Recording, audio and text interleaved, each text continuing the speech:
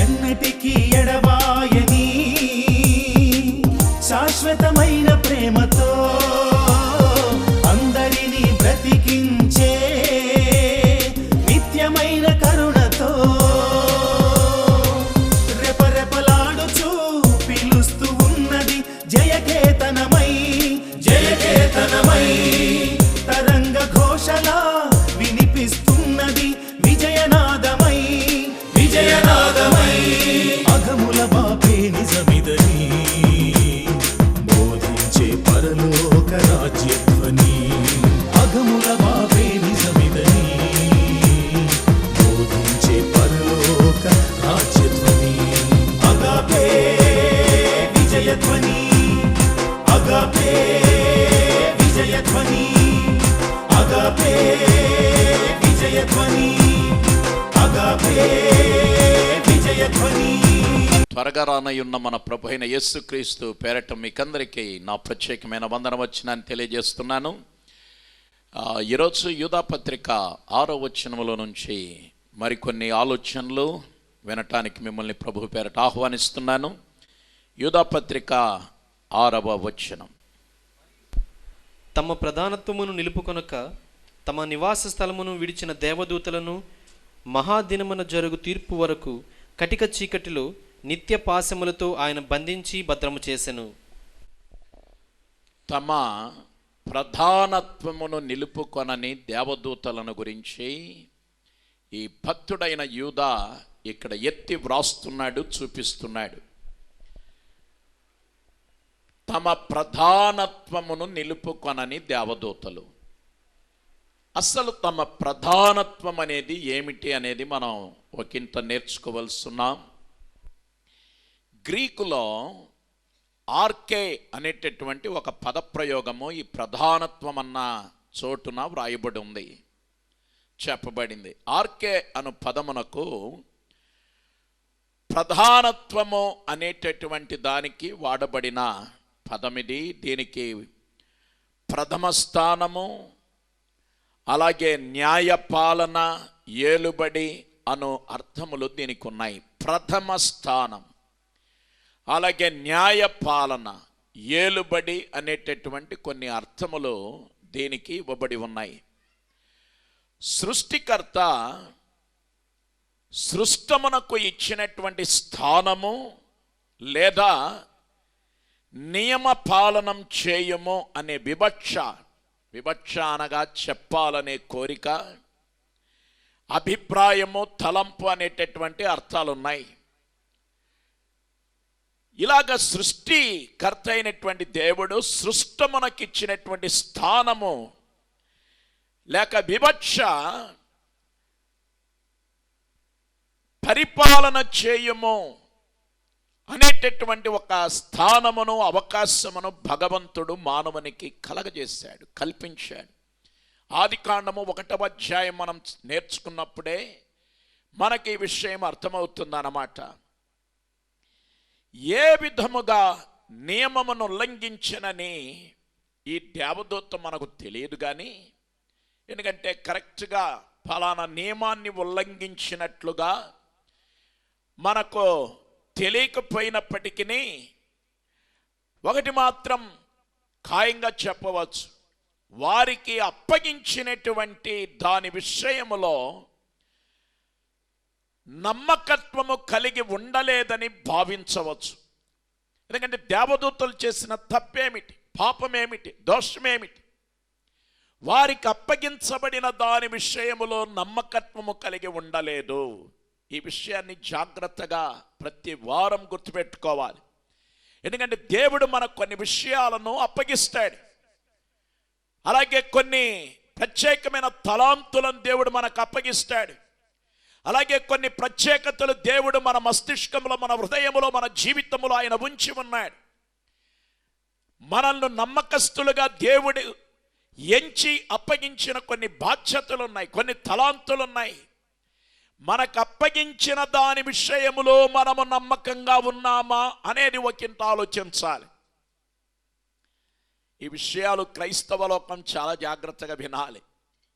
ఎందుకంటే ఈ దినాల్లో క్రైస్తవ సంఘాలలో ముఖ్యంగా నమ్మి ఆ సంఘము లేకపోతే దైవజనుడు లేకపోతే సాక్షాత్తు దేవుడు కొన్ని బాధ్యతలను అప్పగిస్తున్నాడు.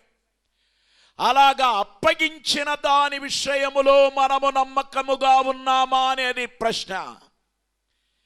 ఒకవేళ దేవుడు అప్పగించిన పనిలో, అప్పగించిన విషయములో నమ్మకంగా మనము లేకపోతే దేవుని సన్నిధిలో మనం నమ్మక ద్రోహం కలిగిన వారమై ఉన్నాం. అలాగే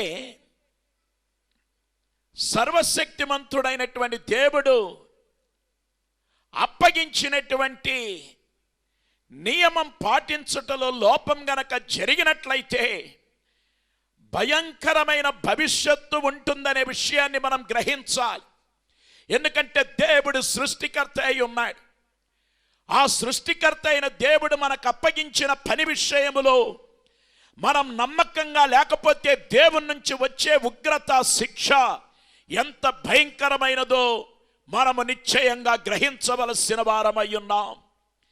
అలా ప్రభుత్వమును లేక వారి ప్రధానత్వమును, వారి ప్రత్యేకతను, దేవుడు అప్పగించిన బాధ్యతను కాపాడుకోనందువలన మహిమకరమైన స్థితిలో నుండి అతడు ఎన్నటన్నటికీ ఆ దేవదూత ఏమైపోయాడంటే బహిష్కృతుడైపోయాడు, బహిష్కరించబడ్డాడు, తిరస్కరించబడ్డాడు, త్రోసివేయబడ్డాడు, నెట్టివేయబడ్డాడు.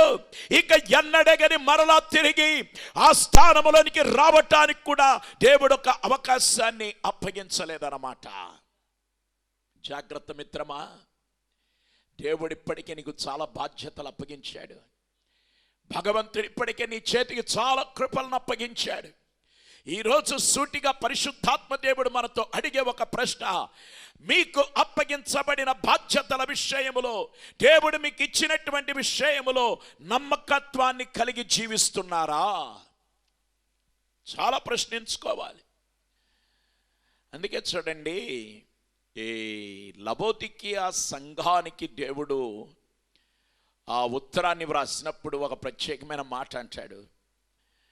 ఏంటంటే, నువ్వు చల్లగా లేవు, నువ్వు వెచ్చగా లేవు, నువ్వు నిలివెచ్చని స్థితిలో ఉన్నావు అంటున్నాడు. అక్కడ ఏ స్థితిలో ఉన్నారట? అటు చల్లగా లేరు, అటు వెచ్చగా లేరు, నిలివెచ్చని స్థితిలో. అది మాత్రమే కాదు, నువ్వు ఏ స్థితిలో నుంచి పడిపోతావో అది చూసుకోమని చెప్పి కూడా ఆ భాగంలో చెప్పబడుతుంది. అక్కడ ఒక ప్రత్యేకమైన మాట ఉంది, నువ్వు మారు మనసు పొందు. నువ్వు మారు మనసు పొందలేదనుకో, లేని ఎడల నా నోటి నుంచి నిన్ను ఉమ్మివేస్తానంటున్నాడు. అక్కడ ఏం చేస్తాడట? దేవుడు ఉమ్మేస్తే గనక ఇంక అయిపోయి. మాలాంటి పాస్టర్లం ఎంతమందిని కలిసి నిన్ను ఎత్తుకొని మోసుకొని తిరిగినా దేవుడు ఉమ్మేసిన తర్వాత నువ్వు ఎందుకు పని చేయవు? పాస్టర్ గారు ఎత్తాడా మోసాడా అనేది కాదు, దేవుడే ఉమ్మేశాడు. ఇక మేము నిన్ను ఏగుతూ తిరిగితే ఏం ప్రయోజనం? అందుకే చాలా జాగ్రత్తగా మన భక్తి జీవితాన్ని మనం జీవించవలసిన వారమై ఉన్నాం. సర్వశక్తిమంతుడు ఒక్కొక్కరిని ఒక్కొక్క ప్రత్యేకమైన పిలుపు ద్వారా ఆయన పిలిచి ఉన్నాడు. ఒక్కొక్కరిని ఒక్కొక్క ప్రత్యేకమైన పిలుపు. ఇక్కడ ఈ మాటలు వినేవాళ్ళు ఒక్కరు కూడా నిష్ప్రయోజకులు అనేవాళ్ళు లేరు, అందరూ ప్రయోజకులే. చెప్పండి మాట. మనమందరం ఎవరమై ఉన్నాం? కానీ ఒక్కొక్కరిని ఒక్కొక్క రీతిగా పిలిచాడు ఆయన. ఒక్కొక్కరికి ఒక్కొక్క రకాల బాధ్యతలు అప్పగించాడు. అట్లాగే అపోస్తులైన పేతురు ఈ మాట ముఖ్యంగా జ్ఞాపకం చేస్తున్నాడు. పేతురు వ్రాసిన 2వ పత్రిక 1వ అధ్యాయం 10వ వచనం. పేతురు వ్రాసిన 2వ పత్రిక 1వ అధ్యాయం 10వ వచనములో అంటున్నాడు, మీ పిలుపును ఏర్పాటును నిశ్చయము చేసుకొనుటకు మరి జాగ్రత్త పడుడి. మీ పిలుపు, మీ ఏర్పాటును నిశ్చయం చేసుకోవటానికి మరీ జాగ్రత్త పడాలట. ఎందుకంటే పేతురు తప్పిపోయిన సందర్భాలు ఉన్నాయని మనం అందరం ఎరుగుదము. యేసును నేను ఎరుగనని ముమ్మారు అబద్ధమాడాడు, కోడి కూస్తే అతనికి జ్ఞానోదయం కలిగింది. అట్లాగే మన జీవితాల్లో కూడా దేవుడు మనం పిలిచిన పిలుపును, ఏర్పాటును మనం జ్ఞాపకం చేసుకోవాలి. అలాగే నిశ్చయత కలిగిన వారమై ఉండాలి. ఇకపోతే మనం చదివిన వేద భాగంలో అక్కడ ఉంది కదా, మరియు తమ ప్రధానత్వమును నిలుపుకొనక తమ నివాస స్థలమును విడిచిన దేవదూతలను. నివాస స్థలం ఏమిటి? నివాస స్థలం దైవ తేజస్సు చేత నింపబడి ఉన్న నివాస స్థలమును విడచిన దూతలను దానికి వ్యతిరేకముగా ఉన్నటువంటి చీకటిలోనికి దేవుడు ఏం చేశాడంటే నెట్టివేయటం జరిగింది. దైవ తేజస్సు చేత నింపబడిన, దేవుని మహిమ చేత నింపబడిన, దైవ సాన్నిధ్యము చేత నింపబడిన స్థలములో ఉంటూ ఉన్నటువంటి దేవదూతలు ఆ లూసిఫర్ తన ఇష్టానుసారంగా ప్రవర్తించినందువలన, ఆలోచించినందువలన, తలంచినందువలన, వ్యర్థమైనవి పోగు చేసుకున్నందువలన ఆ స్థలము నుంచి దేవుడు ఏం చేశాడంటే బహిష్కరించాడు. వెలుగుకు ఆపోజిట్ పదం ఏమిటంటే చీకటి అన్నమాట. అట్లాంటి చీకట్లోకి దేవుడు ఏం చేశాడంటే నెట్టివేశాడు. ఈరోజు నేను ఒక ప్రశ్న అడుగుతున్నాను, ఈ మాటలు వినే వారితో ఒక ప్రశ్న అడుగుతున్నాను. దేవుడు గనక మనలను ఈ ఆత్మీయ వెలుగులో నుంచి మనము చేసే కొన్ని పనికి మాలిన పనుల మూలంగా ఆయన చీకట్లోనికి నెట్టివేస్తే మన పరిస్థితి ఎంత దుర్భరంగా మారిపోతుందో ఒక్కసారి ఆలోచించండి. ఎందుకంటే దేవుడు మనల్ని ప్రేమించి ఈరోజు ఈ స్థాయిలో, ఈ స్థితిలో, ఇటువంటి శ్రేష్టమైన పరిస్థితుల్లో దేవుడు మనల్ని ఉంచాడు. కానీ మనము దేవుని వాక్యానికి, అలాగే దేవునికి విరుద్ధంగా, ఆ దేవుని వెలుగుకు విరుద్ధంగా మనం ప్రవర్తిస్తే, నడుచుకుంటే, అక్కడి నుంచి ఆయన తిరస్కరిస్తే మనం ఎక్కడికి వెళ్ళి పడిపోతామో ఒక్కసారి ఆలోచించండి. ఎంతో ఎత్తులో ఎగురుతూ ఉన్నటువంటి ఒక గాలిపటం, చాలా ఎత్తులో ఆ గాలిపటం ఎగురుతుంది. కానీ చాలా ఎత్తులో ఎగురుతూ ఉంటే గాలిపటం ఎంతో ఆహ్లాదభరితంగా దాని తోక ఊపుకుంటూ ఎంతో కనువిందు చేస్తూ ఉంటుంది ఆ గాలిపటం. ఆ రంగులు కనబడుతూ ఉంటే ఎంతో ఆహ్లాదంగా అనిపిస్తూ ఉంటుంది. కానీ పట్టుకున్న వాడి చేతిలో ఉండే ఆ దారం తెగిపోయింది అనుకోండి, ఆ గాలిపటము ఎంతో ఎత్తులో ఎదుగుతూ ఉన్నది.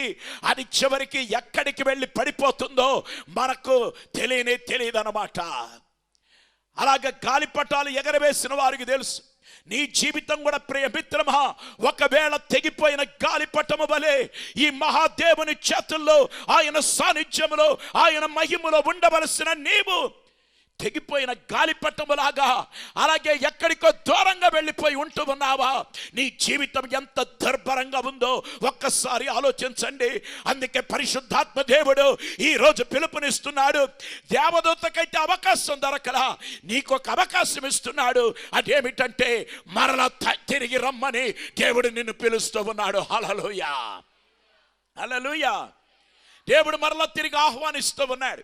మరలా ఆయనలో జీవించటానికి, ఆయనలో బ్రతకటానికి, అలాగే మరలా తిరిగి పునఃస్థాపించటానికి, పునరుజ్జీవింపజేయబడటానికి, పునరుత్తేజం పొందుకోవటానికి మరలా ప్రభు నిన్ను తిరిగి పిలుస్తున్నాడు. ఈరోజు ఎంతకాలం ప్రభువును తిరస్కరించి జీవిస్తావో ఒక్కసారి ఆలోచించు మిత్రమా. ఈ స్థలమును గురించి యూదా ఏం చెప్తున్నాడంటే కటిక చీకటిలోనికి నెట్టివేయబడ్డారట. అండర్ డార్క్నెస్, కటిక చీకటి.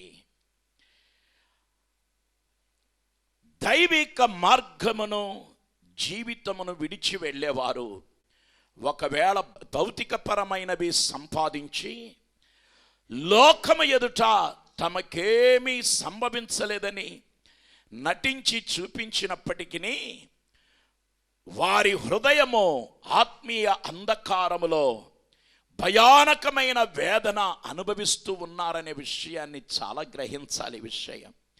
ఎందుకంటే దైవిక మార్గమును జీవితమును